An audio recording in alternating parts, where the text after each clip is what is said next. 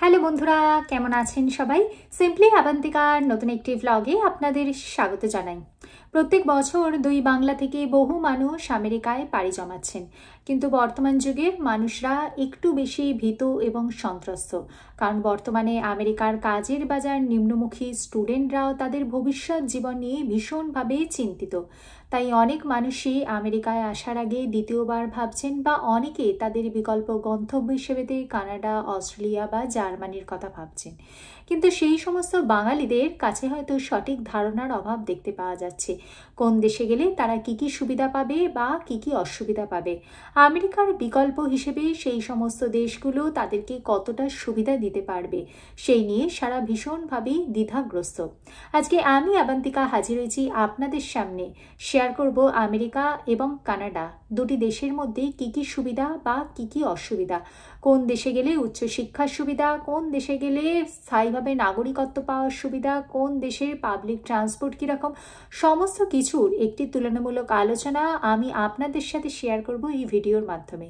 তাই স্কিপ না করে পুরো ভিডিওটা আমার সাথে থাকুন। ভিডিওটি ভালো লাগলে লাইক করবেন আর অবশ্যই চ্যানেলটিকে সাবস্ক্রাইব করবেন। কানাডা এবং আমেরিকা কোন দেশে থাকার সুবিধা বেশি, তুলনামূলক আলোচনা করতে গিয়ে আমি প্রথমেই কানাডা এবং আমেরিকার সম্পর্কিত ছোট ছোট দুই একটি তথ্য আপনাদের সামনে তুলে ধরি। আমেরিকার টোটাল জনসংখ্যা বর্তমানে প্রায় 34 কোটি, কানাডার টোটাল জনসংখ্যা বর্তমানে প্রায় 4.5 কোটি। কানাডা যেতে সময় লাগে প্রায় 14 থেকে 18 ঘন্টা, অপরপক্ষে ইউএসএ যেতে সময় লাগে প্রায় 20 থেকে 25 ঘন্টার মতো।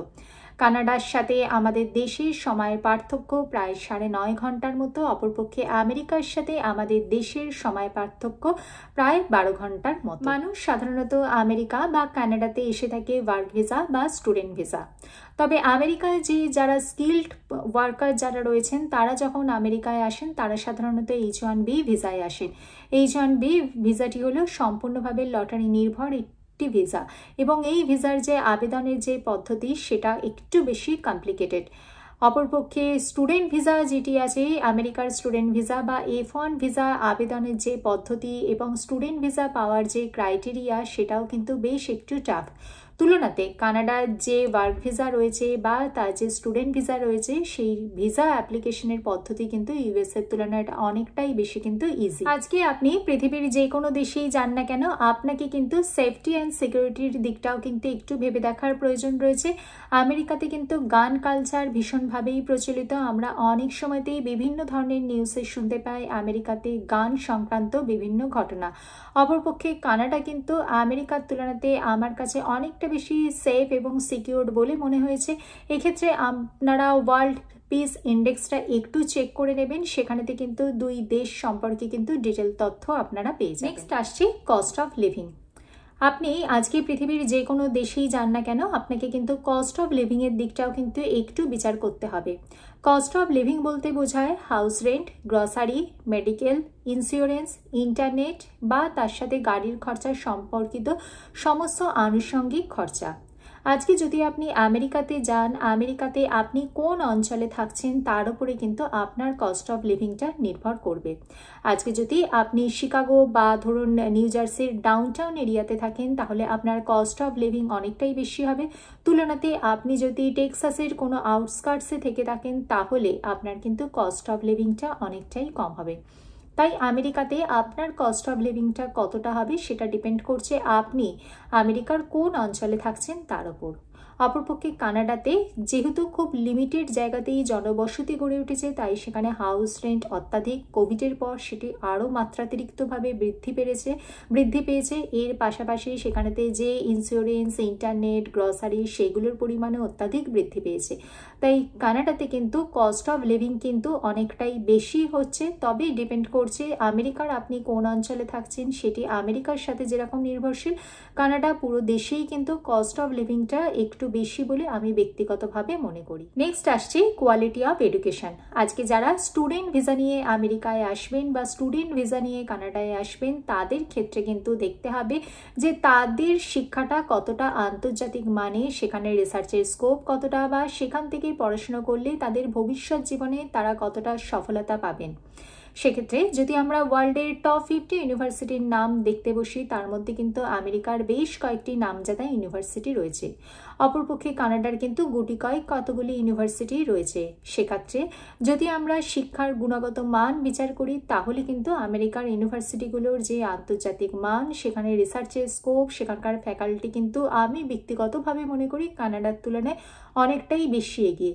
অপরপক্ষে আমেরিকার ইউনিভার্সিটিগুলোতে এন্ট্রান্সের এক্সামটা কানাডার থেকে বেশিটা, সেখানেতে জিআরই বা টয়েফেলের কিন্তু বেশ ভালো মানের স্কোর লাগে। এবং আমেরিকাতে পার্ট টাইম কাজের সুযোগ কিন্তু কানাডার তুলনায় অনেকটাই কম। সেখানেতে অন ক্যাম্পাস স্টুডেন্টরা সপ্তাহে 20 ঘন্টাই কাজের সুযোগ পায়। অপরপক্ষে কানাডাতে কিন্তু পার্ট টাইম জবের সুযোগ অনেকটাই বেশি থাকে। আপনি আমেরিকাতে স্টুডেন্ট ভিসা নিয়ে অ্যাপ্লাই করতে গেলে তার জন্য কিন্তু বেশ কিছু ক্রাইটেরিয়া ফুলফিল করতে হয় এবং এখানকার স্টুডেন্ট ভিসা অ্যাপ্লিকেশনের পদ্ধতিটাও কিন্তু একটু বেশি কমপ্লিকেটেড। অপরপক্ষে কানাডাতে কিন্তু স্টুডেন্ট ভিসা অ্যাপ্লিকেশনের পদ্ধতিটা আমেরিকার তুলনায় কিন্তু অনেকটাই বেশি ইজি। নেক্সট আসছি জব অপরচুনিটি। আজকে আপনি পৃথিবীর যে কোনো দেশেই যান না কেন, প্রাথমিক অবস্থায় গিয়ে কিন্তু আপনাকে স্ট্রাগল অবশ্যই করতে হবে। তবে আমেরিকা এবং কানাডার জব অপরচুনিটির কথা বিচার করতে গেলে বলা যেতে পারে যে আমেরিকা ওয়ার্ল্ডের লার্জেস্ট ইকোনমি। সেখানেতে ছোট বড় মাঝারি মানের বহু কোম্পানি রয়েছে, কিন্তু বর্তমানে আমেরিকার কাজের বাজার একটু নিম্নমুখী। সেখানেতে এআই এর প্রবেশ ঘটেছে। অনেক এন্ট্রি লেভেল কোডিংয়ের কাজ বা অনেক ধরুন রিক্রুটমেন্টের অনেক এইচআর রিলেটেড অনেক কাজ এখন বর্তমানেতে এআই এর দখলে চলে যাচ্ছে। তার জায়গায় চলে এসেছে ভার্চুয়াল অ্যাসিস্ট্যান্ট চলে এসেছে। তাই আমেরিকাতে একটু মন্দার ব্যাপার দেখতে পাওয়া যাচ্ছে। সেখানেতে জিনিসপত্রের দাম ঊর্ধ্বমুখী হয়ে যাচ্ছে, মানুষের কাজ হারিয়ে যাচ্ছে অনেক সময়তে। অপরপক্ষে কানাডাতে কিন্তু গুটি কয়েক কিছু কোম্পানি রয়েছে, যদিও কানাডাতেও কিন্তু কাজের বাজারে যথেষ্ট সুযোগ রয়েছে। তবে কাজের বাজারে বিচারে বলতে গেলে আমি ব্যক্তিগতভাবে মনে করি আমেরিকার কাজের বাজার কানাডার তুলনাতে অনেকটা বেশি স্ট্রং। যদিও আমেরিকার বর্তমান অবস্থা একটু সংকটজনক, তবে আমেরিকাতে কাজ পেতে গেলে আপনাকে কিন্তু হাইলি স্কিলড হতে হবে। আপনাকে এআই রিলেটেড বা আপনি যদি ডেটা সায়েন্স রিলেটেড যদি কোনো কোর্স করে থাকেন তাহলে কিন্তু আমেরিকাতে কাজের বাজারে এখনও কিন্তু যথেষ্ট সুযোগ রয়েছে।